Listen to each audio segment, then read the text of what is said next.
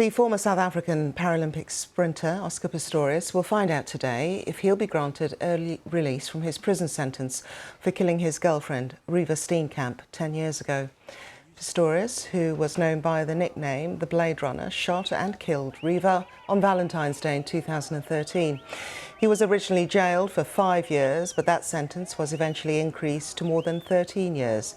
He was turned down for parole last March after the board ruled that he had not yet completed the minimum amount of time in detention to be considered for release. Let's speak now to our correspondent Daniel De Simone, who's at Atteridgeville prison where Oscar Pistorius is being held.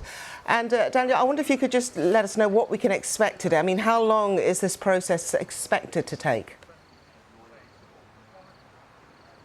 Well, the hearing's expected to get underway in the prison behind me, Atteridgeville prison here just outside Pretoria, and it's expected to get underway in the next hour. We've been told to expect the hearing might last 2 or 3 hours. We don't absolutely know that there will then be a decision today. It is possible they take a bit more time, but once a decision is made, and if Oscar Pistorius was granted parole, he would then have to be released within 30 days. We've seen some arrivals here. We know that Reeva Steenkamp's mother is not going to be at the hearing today. She has a family friend representing her. There will also be a lawyer representing her. We understand that a victim impact statement from her will be read, but she is not opposing parole. Reeva's father, Barry Steenkamp, died in September this year, meaning he sadly will not be present. Oscar Pistorius tried to get parole earlier this year in March, but the hearing collapsed. There was really no proper hearing that took place because the authorities decided they had incorrectly assessed the amount of time he had served. They decided that he hadn't served enough time to be eligible for parole. Last month, the Constitutional Court here in South Africa ruled that was a mistake, which paved the way for the hearing today.